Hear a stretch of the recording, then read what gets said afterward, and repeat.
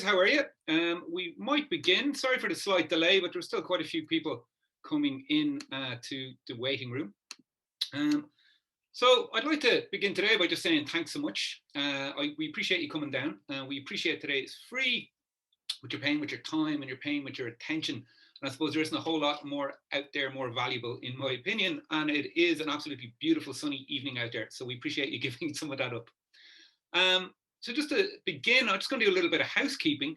So we'll be keeping you guys muted during the main presentation. And that's just because background noise, etc., can get a little bit distracting on Zoom calls. So if you have any questions, what I would ask you to do is send them to me in the chat box. I should be there under Jayson Moore, or you can direct message me if you have a question that you're not comfortable with asking in public. And I will direct them to Sheila at various points during the presentation. So just to make sure the chat box is working and everything is going okay with it, could I ask how is everybody's week going? How's your day going? Just let me know in the chat box. I just need to make sure that it's all working and as it should be. Please and thank you.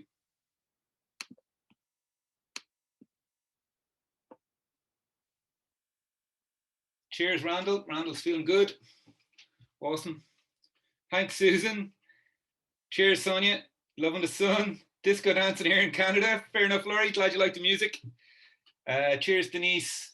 Thanks, Susie. Okay, cool. That seems like it's working okay. So just to let you know, we'll be doing a Q&A at the end, and Sheila will answer any questions that we don't get to during the course of the talk.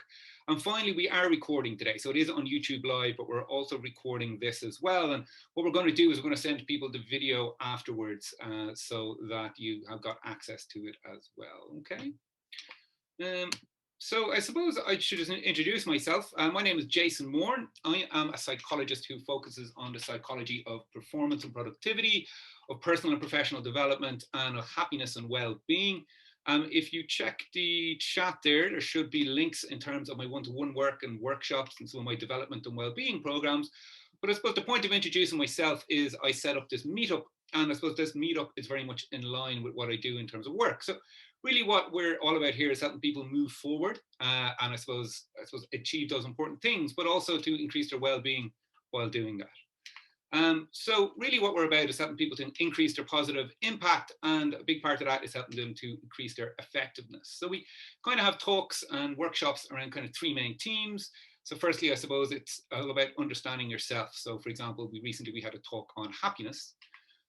Secondly, we have talks around understanding what it is that you want. What are your goals? What is it that you want to achieve? So another talk we had recently was one on finding meaning and purpose in life.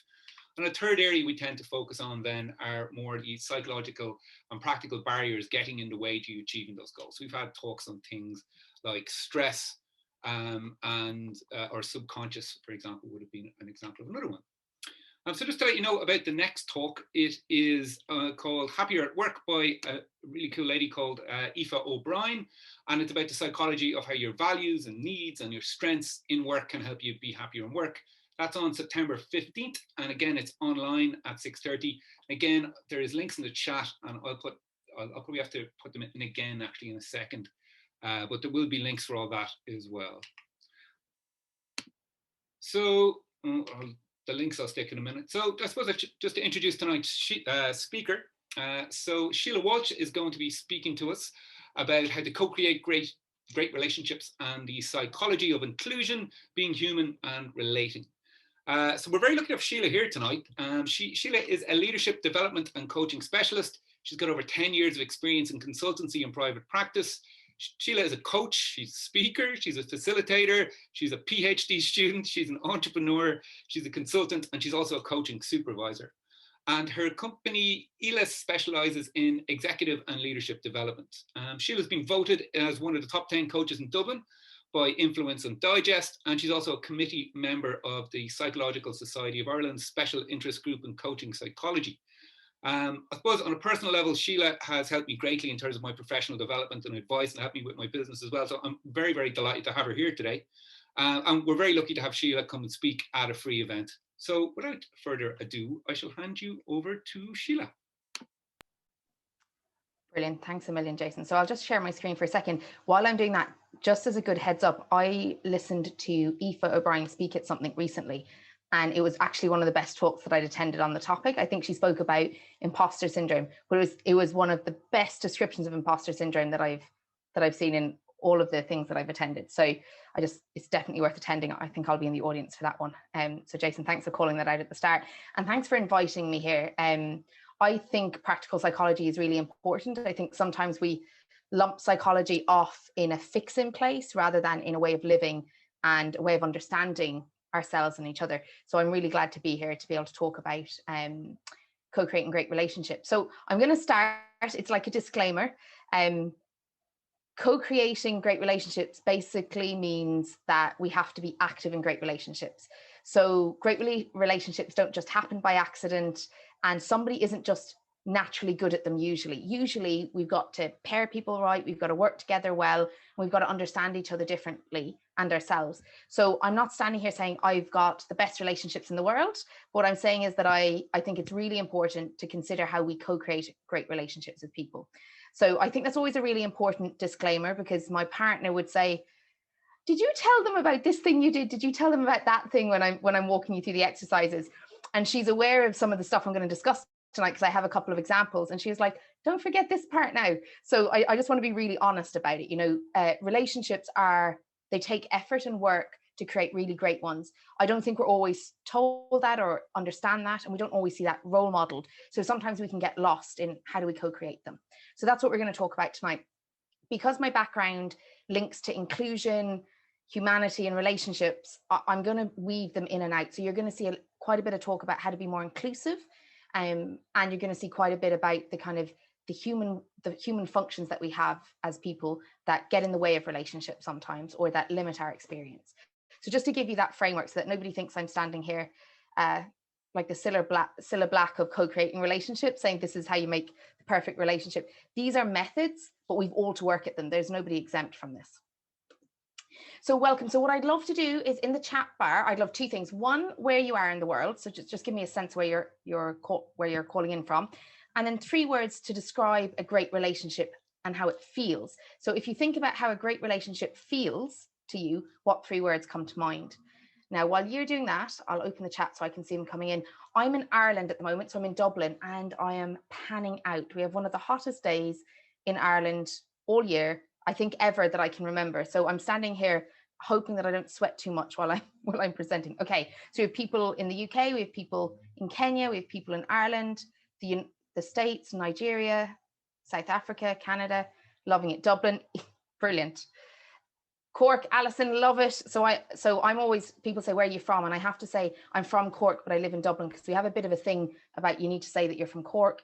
Brilliant. Lovely to see someone in from India. So give me a couple of words, 3 words about how it feels to be in a great relationships. Okay, so Julian has given me a couple: boundaries, trust, emotional and physical support. Yeah. Honest, authentic, content. Honest, trust, and fun. I'm seeing a little trend come. Yeah. Vulnerability, communication, and love. Uplifting, safe, and loyal.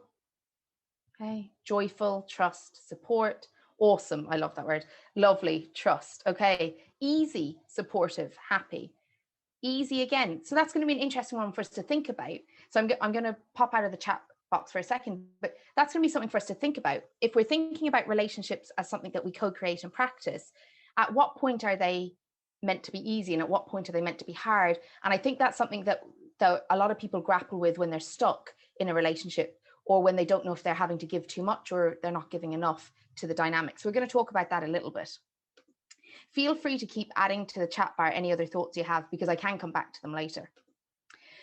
So I was going to ask you, what are the components of a great relationship? But interestingly, when I asked you about how you feel, you talked about the components. And I think that that's something that often happens when we talk about great relationships. We often talk about the kind of rules or the pieces involved, but we don't often have a really strong relationship with how it feels when we're in a great relationship. What are those actual feelings that we have that tell us we're in a great relationship? Because that's one of our signals that something is working. And when we're not quite sure about that, it makes it really hard to make sense of the relationships we're in. So that's something I'm going to leave each one of you with as I walk through this. I want you to think about, how do you know? What are your signals that you're in a great relationship? Not just the components that make a great relationships, but what's your signals? So what I'd love is, Jayson, are you happy to launch a poll for me there? Because Jayson is a lifesaver today for me. Absolutely. Give us one moment. So when you think of being in a great relationship, how many do you have in your life right now? So 0 was meant to be an option, but so you're going to have to go with 1 if you feel you have none. But I'd like to see kind of the stats of who's on the call and where you'd place how many great relationships you have. Okay. Okay. I'll give you a chance. We have about 70% of people voted in so far. If you're sitting there listening, please do get involved because you'll get more from the talk. So just pop on, click the button of how many great relationships you have in your life. Okay, I'm going to go with the average. So I'm going to end the poll for a second for anyone who hasn't clicked it already. What you'll see there, I'll just share the results for you. What you'll see there is that 25% of people have 1 or 2 great relationships in their lives. 47% of people reckon they have 3 to 5 great relationships in their lives. 17% of people say that they have 6 to 8, and 11% say they have 9 plus. We might need to talk to that 11% and find out what's working so well for them, because it'd be good information for us. So look, I suppose the purpose of doing this is thinking about, do we think about what a great relationship is, and do we think about how many of those are actually in our circle? My grandmother used to have a saying that if you had closest friends who could fit into one hand, so up to 5, then you were succeeding at life. And I remember thinking that that's actually a really nice notion, because as you go through life, we go through our friendships, don't we? And we go through different relationships, and it fluctuates. But when we get to a steady point, what's the percentage of great relationships we have then? So we'll talk about it a bit more as we go forward, but that's an interesting poll for us to have. Okay, so let's get into this a bit more. So what's this all about? This is about relating practices that lead to great personal and professional relationships. So it's both. So what is good for a personal relationship is generally good for a professional relationship once you've got the context right. So that's what we're going to talk about a little bit today, is the kind of fundamentals of making up great relationships and 3 practices that you can do straight away. So this is for people who want to improve their relating skills personally and professionally. So if you don't feel that you have room to develop your relating skills, then this might not be the talk for you. But if you feel that you can improve the quality of your life and your experiences and your relationships with others, then this talk should be really helpful tonight. So I'm going to give you a really brief background, although Jayson said it. I don't know if anyone else has this, but when I'm introduced, I'm often like, oh, they're talking about me. So just to give you a brief overview of what I do, I think the most important part for this talk is that I've trained under the Gotham Institute, which is a research-based approach to relationships. And I use a lot of their methodology. So you're going to see that tonight within the material.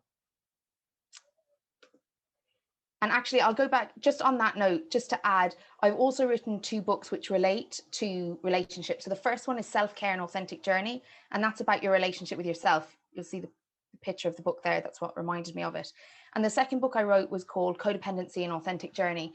And it's about how we journey through codependency into interdependent relationships. So there are 2 books that I've written. So I've been talking and thinking about relationships, I think, since the very start of my career. So what we're going to do tonight is 3 evidence-based ways to build great relationships, personally and at work. So you might be saying, well, my personal relationships are great, but my professional aren't, or vice versa. What we're talking about will be relevant to both. We're going to look at some new relational skills that you can put into practice, and we're going to bring some of an understanding to how you can use inclusive techniques to build better personal and relational skills. So a lot of the time we talk about inclusion, and a lot of people are talking about it as an intention. It's a little bit like the same as talking about a great relationship as an intention. I want a great relationship. But are we doing what it takes to create great relationships? It's the same. It's a very similar question to, are we doing what it takes to be inclusive? And you'll see that weaved over each other throughout the talk this evening. Okay, so what are we really talking about? So I'm going to give you my Venn diagrams. I'm a little bit obsessed. So ultimately, I'm talking about the space you share with another person that isn't avoidant or enmeshed. Okay, so the space in the middle is what we're talking about. This can take a little bit of effort. Okay, what can happen is, this is one form of relationship. It's where you can actually have 2 people who coexist, but there's a distance between them. There isn't an overlapping of some kind of connection occurring. So they can coexist, they can live in the same house, you can work in the same office, and you may not actually be relating, you may just be coexisting. Then there's the enmeshment model, and that's the model that is closer to the kind of terms like codependency and what that book is written about. And that's where our sense of self and our sense of the other is so overlapped that we don't really clearly know what we're focused on when we focus on the relationship. We may end up being focused on the other person rather than the relationship. What is in the relating? So everything to do with work, family, shared goals and projects, peers, love and romance. It's somewhere where we meet with an intention with another person of some sort. So if it's a romantic one, we usually cross over and intend to have a romantic relationship. If it's family, it's to have a family relationship. We may have a relationship with somebody at work because we share goals or share projects. We may have relationships with peers because we go to the same programs or the same development work. But basically, a relationship is where part of us meets part of another person. But if we look back at those two other examples that I just gave, this is where we become consumed by another person. And this is where we don't really connect to the other person. We just coexist. And so a lot of relationships fluctuate between all of those. But this shared space is what we're really trying to think about now, is how do I co-create great relationships in this shared space? So this is also where inclusion happens. So inclusion doesn't happen because I'm really intentional in my mind about how inclusive I should be and others should be. Inclusion happens at the point where I meet other people and I make an effort to include them. And exclusion is the default. So one of the things that can get lost in talks about inclusion is that actually we are naturally programmed to be exclusive. We're naturally programmed to look for people the same as us, who think the same, who agree with our opinions, who mirror us back to us. Whereas just like relationships, inclusion requires us to go beyond the intention of being inclusive and sometimes working against defaults. And we'll talk about the defaults that happen in relationships in a moment, but they do have a commonality. So exactly where relating happens is exactly where inclusion happens between you and other people. Okay, so that's the link, is that a great relationship is also good for inclusion. So one of the things you can do is by understanding how to take into account other people and contribute to the relationship you share, you'll also develop skills in your ability to be inclusive to other points of view, to other people, and in situations that you may generally miss or have blind spots. So what's good for a relationship is good for inclusion. Okay, so let's talk about why it matters in great relationships. So the first thing I want everyone to do is to think about a time when they felt really included, where you felt really included and like you really belonged. You really knew you were important in this space. And I want you to put one word in the chat to tell me about how that feels. So that's the first thing I'm going to ask you to do. In the chat, think of a time when you felt included and tell me what kind of feelings you had. Okay, Jayson kicked us off with safe. Thanks, Jayson. Got another safe. Valued, warm. Warm was my partner's answer when I asked them. Liberating. Oh, I like that, Audrey. Special, belonging, welcome. Okay. At ease, loved. Yeah. Empowering. Cared for. And even as you're listening to the words, free, I love that, appreciated, confident, celebrated. These are words that we generally desire deeply as people. We generally want to feel really valued, celebrated, listened to, cared for, loved. So I'm going to ask you to do the next part of the question. Okay, confident. So the next part of the question is the bottom piece. I want you to think of a time where you felt out of place, like you didn't belong, like you didn't matter in that space. And tell me what kind of feelings were with you at that time. Lonely. Vulnerable and irrelevant. Wow, yeah. Separate, angry, rejected, small, unsafe, hurt, unsafe, outside, threatened, deep sadness and anger, lonely and ugly, lost, disrespected, not part of the group. Okay. Okay, Anna says still well. Okay. Well, I'm glad, Anna. That's really good to hear. Elizabeth, rejected. So one of the things to think about here is that the reason that inclusion matters in great relationships is exactly what you've just shown, that when we feel included, the feelings that come with that promote more engagement. They also lower our defenses. But when we feel excluded, because it's a default primal response to need to belong, we tend to feel rejected, hurt, angry, lonely. We have all of those responses which trigger our nervous system to kick into defense. Okay, so the link between inclusion and great relationships is that when we don't feel included, it makes it really hard to build a great relationship. When we feel included, it is much easier to relate to somebody without all of the mess that our defenses creates in relationships. So we're going to talk about 3 techniques. And I was thinking about the first name. I was like, will I make it sound nicer? But no, fight better. So there's a technique called fighting better, and you need to learn how to fight better in order to co-create great relationships. Then there's a piece around understanding how our cognitive bias influences our interactions with others. And then there's a piece around our psychological perspective. So we'll talk about that a little bit more as we move forward. So let's start with fighting better. Okay, so there's 3 steps to fighting better. I'm going to give you an example of a fight because I think it works really well. And this actually isn't something I fight over, but it's something that I've heard when I work with individuals trying to improve their relationships repeatedly. Okay, so you didn't put the bins out. Okay, so one partner says to the other partner, you didn't put the bins out, you don't care about me, you never put the bins out. I always have to remind you, you're just so distracted with X, Y, and Z. Now, if that doesn't relate to you, if you can't find a kind of slight relationship to that on another topic, I want you to think of another pet peeve that someone might have that's in your life that they constantly bring up that drives you nuts, because it will help you work through fighting better with me. I'm going to use the bin example, okay? So a frustrated partner who feels unheard, not listened to, the bins aren't being put out, they constantly have to nag, the other partner is distracted, annoyed that they're being nagged, and the fight continues. And they fight about it every week. Every Tuesday when the bins go out, they fight about it every week. Okay, so step 1 is know what happens to you in conflict. Okay, so most of the time when we get into conflict, we want to look at the other person and what they're doing wrong, what they shouldn't have done, what they should have done, what you wish they did. But what we don't do as easily is know what's happening for us. So when we're in a fight, we don't as easily come into ourselves and say, okay, how am I reacting to this conflict? What is happening within me that is adding to the fight? So the things that happen to us are fight. So we have a defensiveness. Well, I can't remember to put out the bins all the time. We have flight, which is, oh, I'll do it next time, and getting out of the room. And we have freeze. I can't think. I just can't answer you. I don't know what to say. So you need to, this is a very basic one. It's based on polyvagal theory, but on a very basic front, when you think about getting into a fight with somebody, which one of these do you think you do? Do you think you become defensive and fight with them? Do you think you try to avoid the argument and get out of it? Or do you think you freeze and kind of lose sense of how to respond? So lots of I don't knows, I can't think, I've gone blank, that type of thinking. So I'm going to ask you in the chat bar again, just to give me a sense that you're tuned in with what we're talking about. Which one? Oh, brilliant. You're already on it.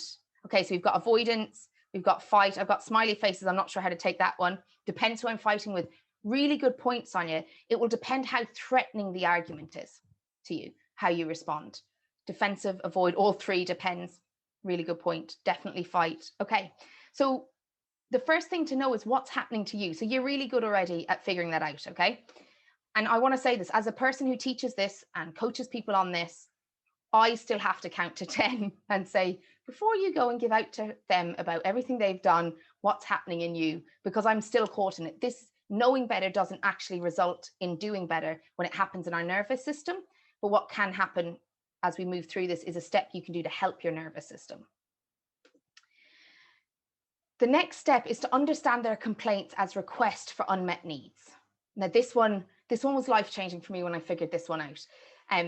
When somebody complains to you, I didn't figure it out on my own, by the way, it was in my training.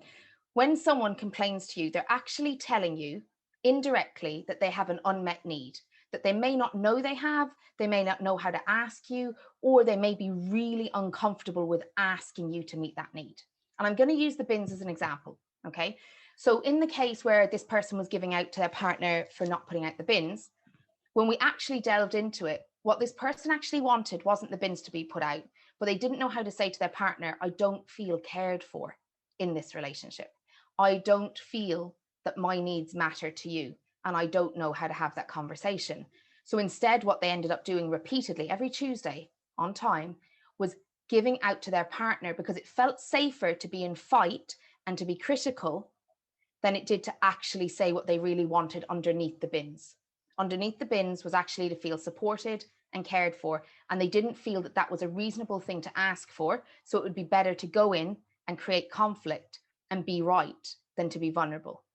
And so when people come to us and complain about something, our defenses are going to kick in, like we've just discussed. But if we can hold ourselves and we can listen to the complaints and look for the unmet needs, the requests that they're not asking us for, then we're more likely to move through that argument and create resolution.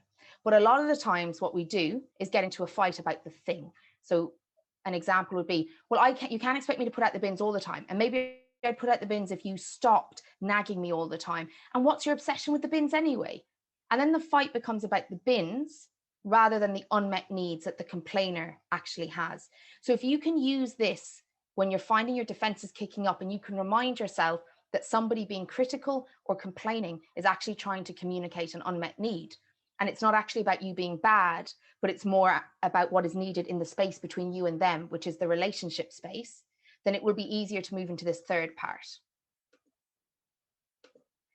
This third part is to regulate yourself. So based on polyvagal theory, we have a nervous system, and when we feel threatened, our nervous system does its job: fight, flight, freeze. And if we live in any one of those states for too long, it has quite a strong impact on our ability to relate, but also on our anxiety, on our ability to feel well in ourselves. So what we need to do when we're in conflict with somebody is we need to reassure ourselves it will be okay. That's the starting point. It will be okay. Because our nervous system is going to kick in to protect us, which isn't going to be saying it will be okay. It's going to be saying it won't be okay. They never listen to you. They always do this. You need to get out, or you need to put them right, or don't say anything in case they find another flaw. So you have to start by reminding yourself it will be okay, because it starts to very gently regulate your system. You also need to remind yourself why you want this conversation to work out. And what I mean by that is, my partner, and they gave me permission to tell you, when we fight, she reminds herself, I love her. Just remember that you love her, because otherwise you're going to kill her. And so she repeatedly reminds me that she wants this conversation to work out where we're both content, because if she doesn't remind herself, she'll kill me, because she's fed up of whatever we're arguing about. Okay, so you have to remind yourself why this conversation is important to resolve, rather than the initial reaction, which is either to fight, to get away from it, or not to engage with it, which is the freeze. We also need to remind yourself that your defenses will hijack you to protect you, but in the long term cause harm. So for anyone that watches TikTok, if you don't, I'll give you a quick lesson on it. They do these really quick clips where they tell you random things. And there's this joke about my most toxic trait, right? So they're joking about their most toxic trait. And I saw one the other day where this person said, my most toxic trait is I want to end the whole relationship when they make one mistake, because I feel so hurt. I think the whole relationship is pointless. And that's a prime example of one of the defenses that can kick in. There's other defenses, which is why bother, and then there's other defenses, which is I don't know what's wrong with them. I don't know. And it's this avoidance altogether. So what we have to do is we have to know what our defense reaction will be.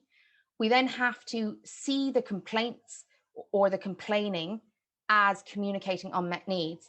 And then we need to regulate ourselves so that we can stay in the relationship for this moment to have this conversation. And this happens at work too. You might have a manager who drives you nuts, who seems really critical. You get really defensive. You start being defensive to them because you're not thinking about what they're really asking you behind their complaint. So now you're defending yourself and they're defending themselves. And then you're getting more worked up. And very slowly you're kind of, I was about to say abrasive, but that's not, but you're dissolving positive parts of that relationship. And research has shown we need 5 positives to 1 negative in order to stay positive about a relationship. So we need 5 positive interactions to 1 negative interaction to feel good about the relationship.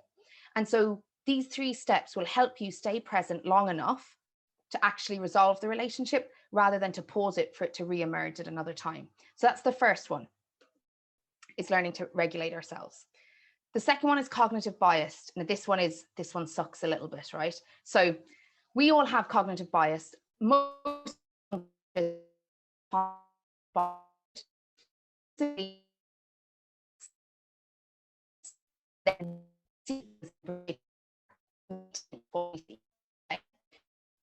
relationships, what this often is, we like to rush. Our narrative, like, we look for we are right. You decide you perfect. Okay. So if you're at work, if you're dating someone and you want the relationship to work, you're going to create a narrative around their behavior that reassures you that the relationship will work, and you're going to look for proof that confirms that you're right. So one of the things we all do naturally is have cognitive bias, and if we can't catch that, we're going to start trapping other people in our stories about them.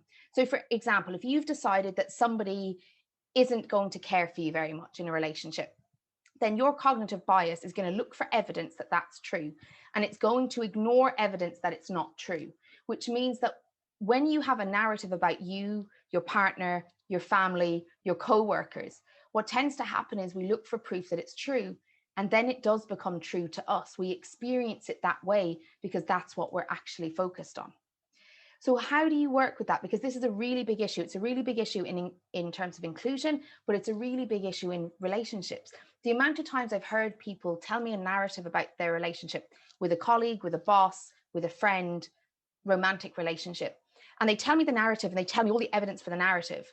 And then as we work together for a little bit longer, they start telling me parts of the narrative that they excluded and they didn't even remember. And there starts to be different information that emerges in the coaching sessions, which actually discounts the narrative that they have, but they're so tight to the narrative, even if they don't want it to be true, because now they've told themselves of it for so long, they now believe it, and they will continue to make it true, even if they wished it wasn't. So we can really get ourselves into a bind when we tell ourselves stories about other people and ourselves, because we have confirmation bias and other cognitive bias that get in the way.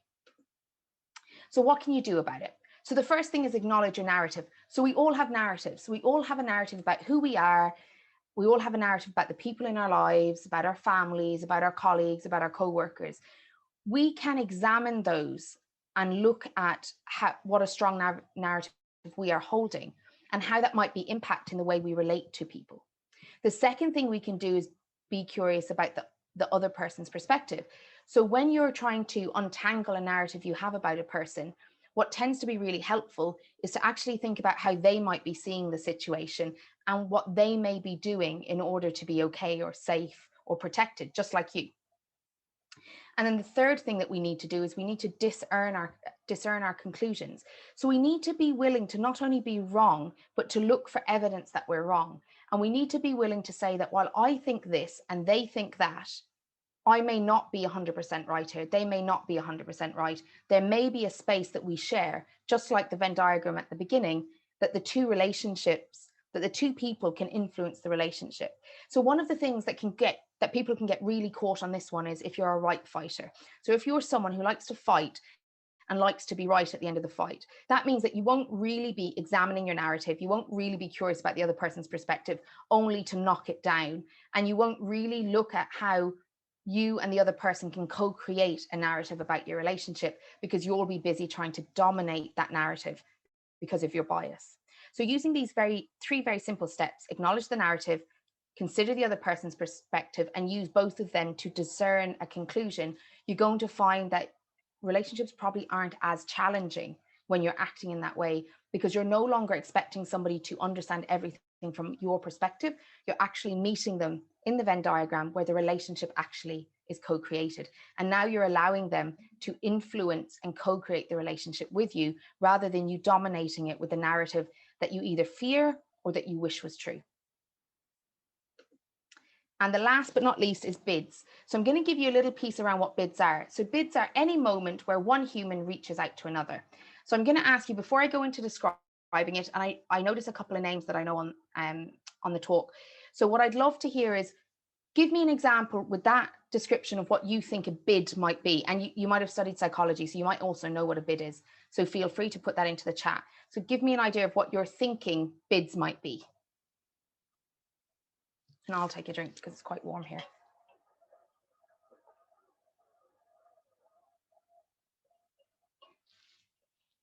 Okay, nobody's given it. Okay, Let me try and describe it better.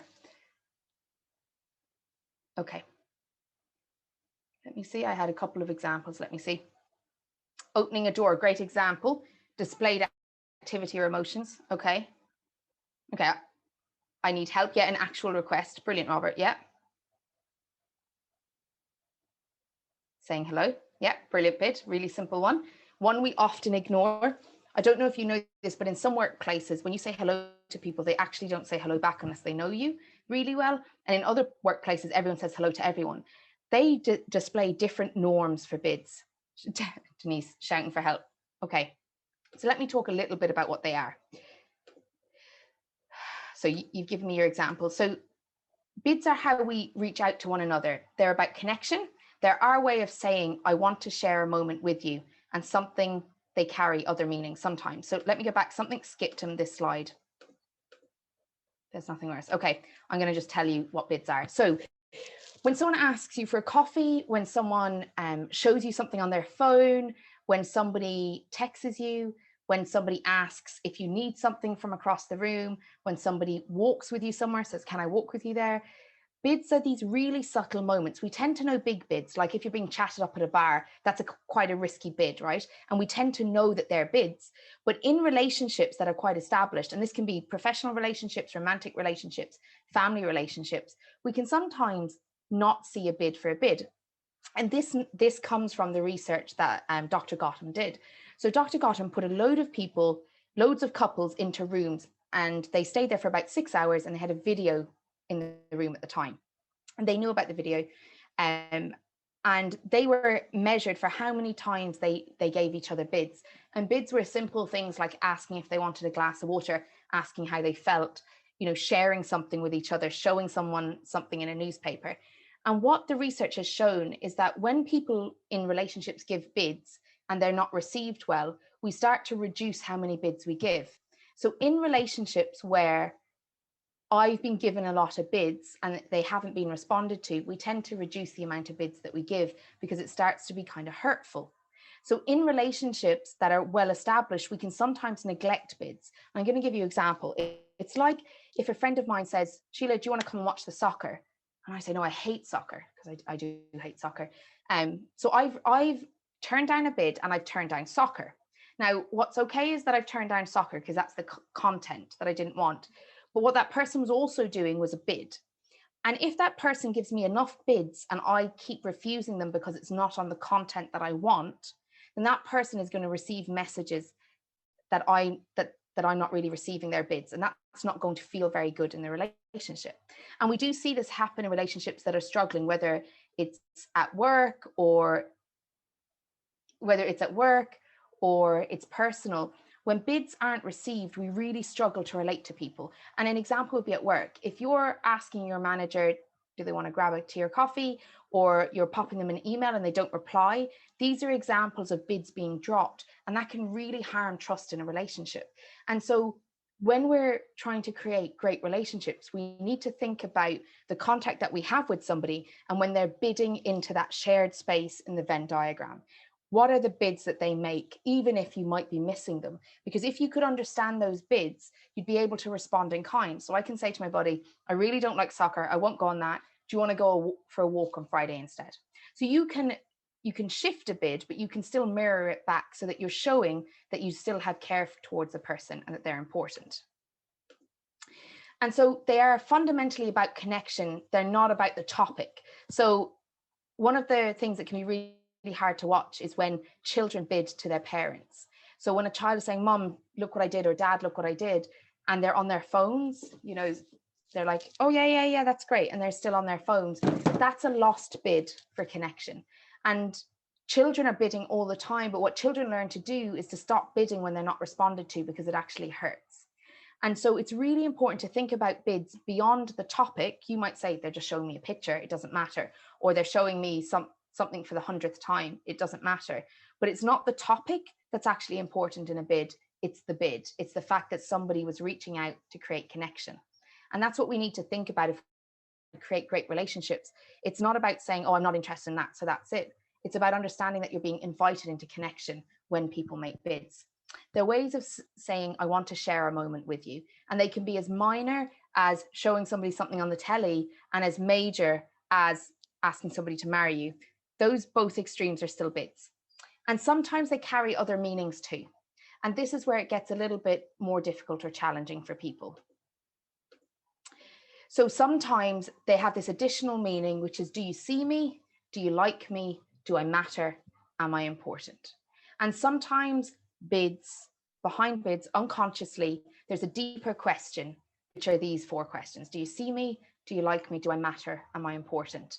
And there would be a 5th one. Do you love me? But I was thinking professionally that might not be ideal. But underneath bids, what we're really asking for is to see this mirrored back to us, that somebody sees us, that they like us, that we matter, that we're important. And when bids are received well, even if the content is declined, you will see that relationships really strive because people fundamentally feel seen, liked / loved. They feel like they matter and they know that they're important to that person. And so bids have a really big value, and yet they're things we do all day without thinking much about them. And we decline all day without thinking much about them. And all of that can come from a text, a coffee, showing you something, a request, and even a complaint. So even a complaint can be a bid, because like we spoke about earlier, it can be a bid for unmet needs that maybe the person still themselves haven't brought understanding to. And so here are open relating techniques. Fight better, work with your cognitive bias, practice and notice your bids. And so what I'm going to ask you to do, and I know, to be really frank with you, these could be 3 days of training in themselves. And I know I've done a lot more training in the 3 of them. So what I'm going to ask you to do is, I know we rushed through them, but based on 1, 2, or 3 in the chat bar, which one do you think you're going to start practicing soon? So which one will you start with so that you can start co-creating great relationships? 1, 2, or 3? Okay, I've got lots of 3s, 1s, and 2s. Okay. Wow. Okay. 3s are kicking in quite a bit. Okay, 2s are coming in as well. Recognizing bids, yeah, so powerful. Okay, so I'm going to give you a little story from my own thing. So when I used to go to work in a particular place, I felt I had to be really, really efficient, right? So I just was like, oh, I have to be really efficient. Everything has to be about work. And I was there for a little bit, and I noticed that other people were getting things done with a lot less effort. So they were able to go into a meeting and influence people really quickly. And they were able to get people on board and back them and speak up for them really quickly. And I couldn't understand why I wasn't getting that, because I was working so hard and I was being so efficient. And then it clicked with me that bids was the fundamental piece. So those other people worked really hard at bids, but because I was so busy being efficient, I totally neglected all the bids. I didn't go for coffee with anyone. I didn't go for lunch with anyone. I didn't walk with anyone down the corridor. I didn't invite anyone to connect, but when they invited me, I declined. And it wasn't that I didn't want to be connected. It was that I was valuing efficiency. And when I was doing that, it was actually lowering my ability to influence with ease, because I wasn't building the relationships by utilizing the bids more effectively. So it's something to think about. If you're finding that you're not having ease with people, then any one of these 3 things might be really helpful for you to consider. And each one of them is based on a really particular psychology. And so Fight Better comes from the Gotham Institute. Bids comes from a long line, but the Gotham Institute measured that really well. And the piece around the cognitive bias and a piece around the fighting better comes from polyvagal theory as well. So what gets in the way of relating? Lots of things. This is why it's a practice and we co-created. Fear, the minute fear kicks in, our defenses kicks in. Underdeveloped relating skills can kick in. So if you weren't exposed to as many different types of relating growing up or in your teen years, you may have underdeveloped relating skills. You may have a lack of boundaries, so it might make it really hard to share space because you might actually put people off.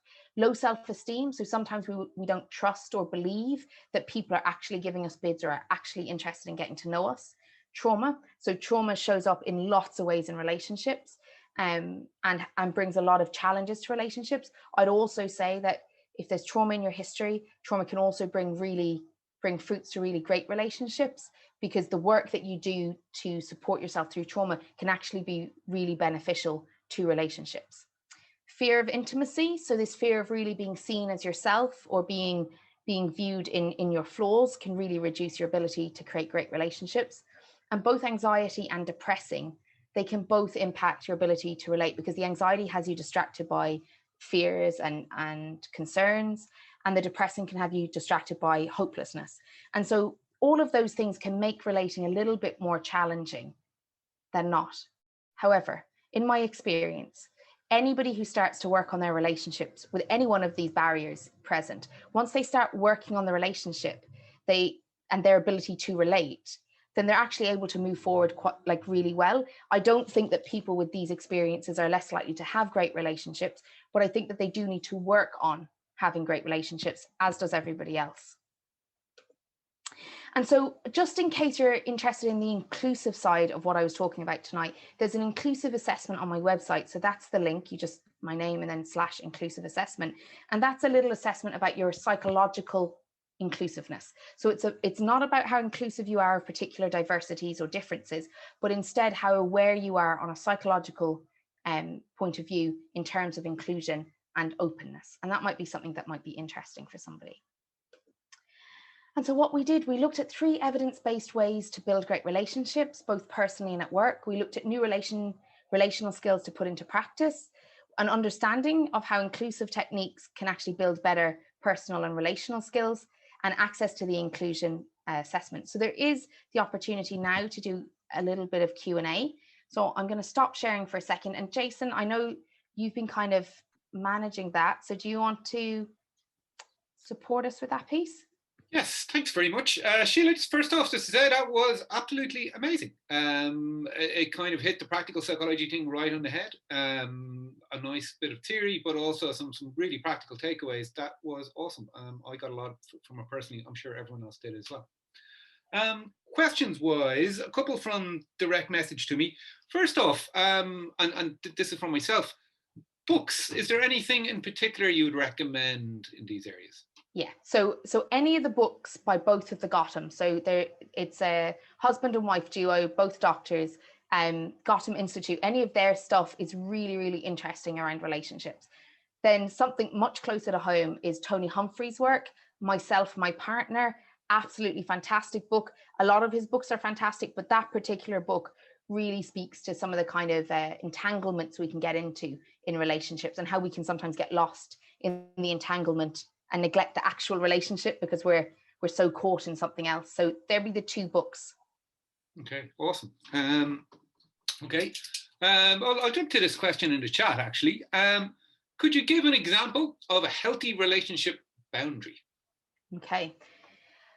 So I'm going to use one in my own life because it's easier than making up a person and giving an example. So I think a healthy relationship boundary is one in which you can respect the relationship and you respect your own needs. And an example of that might be how much time you spend with your partner or spend with yourself. So if you're an introvert, you might need more time alone than with friends, and your partner might be an extrovert and want more time with other people than alone with you or than in a one-on-one setting. And so that can create a conflict in the relationship around how are we going to do this. The piece of the relationship where we share the space is where we start to actually say, okay, what are your needs from this? What are my needs from this? And how do we meet our own needs first and foremost, and support each other meeting our own needs in this situation? So a boundary isn't a rule. It's not a strong line. It's different. So if you're in a monogamous relationship, it'll be really different to if you're in a polyamorous relationship. If you're looking at a healthy relationship at work, that will be really different to a healthy relationship boundary at work will be different to one with friends. So there isn't a set rule. It's more a way of going about relationships. So making sure that you aren't sacrificing yourself or you aren't neglecting your own needs in order to show up in the relationship. So ideally, when you show up in a relationship, you're showing up as a full person with your own needs met as best possible in the best possible way that you can. And then you're sharing the opportunity for your partner or your colleague or your friend to meet your needs in an appropriate way. But they have a right to say no as well. And then you have a right to make a decision about that.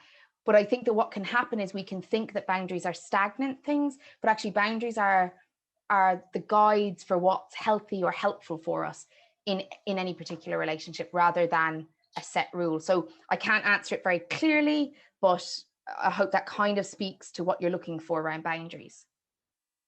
Fantastic. I think you answered that very clearly, to be honest, Sheila. That was great. I've got one myself, actually.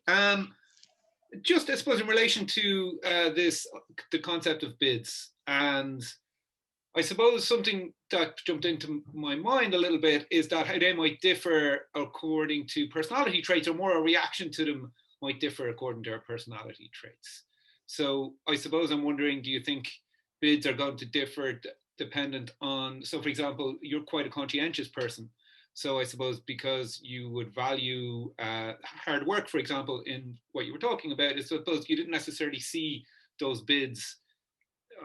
Maybe your perception is. Do you see what I'm trying to get at there? Yeah. So because at the time I was valuing efficiency, I didn't notice the bids. I didn't notice that I was rejecting. So one of the things is bids is a universal human experience. It's a universal way that we connect.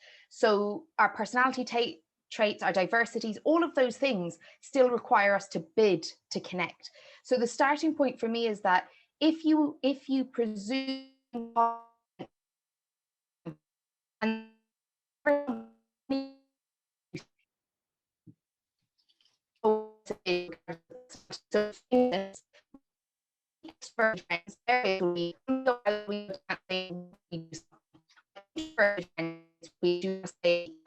and we watch a movie. And if I think, oh well, that person didn't make as much effort as that person, and I bring in judgment calls and I don't presume positive intent, then I'll miss the bids. But if we see every time a human being tries to make contact with us in some way as a bid, and we presume positive intent, we're going to find it much easier to respond to bids well. And what I will say is the best way that I've learned about it, so I learned about it in theory, but how I learned about it in practice was with children, nieces, nephews, friends, kids. Children don't have as many knockbacks on the bids. They're a lot more direct and a little bit more demanding at times. And they're bids. And even the child that pulls back and like sulks in the corner, that's a bid. It's come see me, I'm here. So if you can notice contact with people, it's going to be much easier just to see bids without having to, work through all the different kind of ways of connection or trying to know everything about attachment. If every time someone makes contact with you, you see it as a bid, you're actually already kind of a step ahead. And if you watch children, you'll see how they do bids. It's much clearer with them. They're not as discreet as I find adults have learned to be. So does that answer your question, Jayson, or do you want to elaborate? It does indeed. I suppose it was just to go with the perception of bids and maybe noticing them. I thought that some personality traits might be more likely to, I suppose, see them. I got, I suppose, one more question. It's going to come from a couple of people, and various versions of it. And it's, I suppose, how would you describe a great relationship? Or how could you describe what is a healthy relationship? What's it meant to look like and feel like? Okay, so there are two different questions. So healthy is that it's healthy for you. Okay, so what's healthy for one person may not be healthy for another. And there isn't a universal rule of what's healthy. There is a kind of a universal sense of what's unhealthy, something that's harmful to you, your identity, your sense of self, your well-being. But generally, what's healthy in a relationship is the right combination for what you need as a person to thrive. And that's going to be different for everyone. Okay, so healthy is thrown around a lot. Like, obviously, if there's abuse in a relationship, that's unhealthy. Generally, that doesn't result in healthy relationships. And we'd encourage people to, if they identify that there's abuse in their relationship, to remove themselves from those relationships. But healthy can be different. So I might think it's really healthy to have somebody by my side for the rest of my life who's reliable, but somebody else might find that really suffocating and need somebody who's going to bring more freedom into their lives or adventure. So healthy is dependent on your needs, your attachment needs, your emotional needs, your physical needs, your psychological needs. And that's why knowing what you want and what you need is the starting point to a great relationship or a healthy relationship. The great relationship part, I think, is a step further than healthy. It's where we know ourselves well enough, and our partners know themselves well enough, or the people we're relating to know themselves well enough, that we can actually know what we need from the relationship, and that's able to be met in that relationship. So I think what's really important about this one is sometimes, and I'm going to use monogamous relationships as an example. So in monogamous relationships, often in the culture I was brought up in, the default is you marry a person and that person is your only romantic partner and sexual partner for the rest of your lives. And they must be everything that you need romantically and sexually. And for some people, that is absolutely fantastic for them. It's a great relationship. Getting married in a monogamous relationship is just the best thing for them. They're so happy with that. For other people, that might mean if their partner has opposite needs, that they now don't get their needs met in that monogamous relationship. And so for them, that may not be a great relationship anymore because their needs aren't being met in that relationship. So it might look the same on the outside to the public, but actually the quality of the relationship is different because maybe something isn't available in that relationship. And so great relationships are about knowing what you need and what you can offer, but also what the other people need and can offer, and whether your expectations and needs meet in that middle space. So a great relationship really starts with you meeting your own needs as best possible, and then you having the ability to relate effectively, to understand what other people need and what other people are offering you as well, so that you can make informed decisions. So both don't have a definite like one-liner, but they both require you knowing yourself and knowing your needs and then approaching them. Because you could have a healthy relationship that isn't great, and you can have a healthy relationship that is great. So there's kind of two stages in that, I think, to consider. And again, it depends what your ideas and values are around great relationships. Different cultures have different ideas, different religions have different ideas, different people have different ideas. So you've really got to work within your framework of what you think a healthy relationship is and a great relationship. But I think a healthy relationship doesn't require you to sacrifice yourself. I think that's one of my kind of foundational rules. If I have to sacrifice who I am, this relationship probably isn't going to be healthy for me.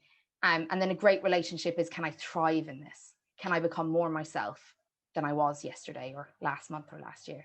So I think they're different, but similar in some ways. Fantastic. Okay, very good. One final question, and it's just in relation to the books. The Tony Humphreys book we have, but someone is just looking again for the name of the other author and book. I think it was the Gottman. Yeah, the Gottman Institute. So if you look up the Gottman Institute, because there's, I can't remember their first names, it's a husband and wife, they're both doctors, but they have an institute and they've written multiple times together and separately. And any of their books, I think, would be very beneficial. Fantastic. Cool. Thank you so much. Sheila, there's loads of really nice comments and thanks from people in the chat as well, just to let you know. We will be sending people on the recording as well. But with that, we might just wrap things up, if that's okay, unless there's anything you'd like to add, Sheila. Nope, that's it. And I'm glad the question about what is a great relationship came up, because I think that we need to define that for ourselves before we can create one. And I think that's worth putting some time into. Fantastic. Okay, I'm just going to wrap up just to remind you guys about the next event on September 15th at 6:30, How to Be Happier at Work with the wonderful Aoife O'Brien. And finally, just to thank you for coming. Thank you for taking the time out of your evening. And thanks especially to Sheila for an absolutely great presentation. It's been fantastic. We will send the video on to everyone who's registered as well, for people who didn't get a chance to see it. And thank you very, very much for attending, and enjoy the rest of your evening. Awesome. Thank you.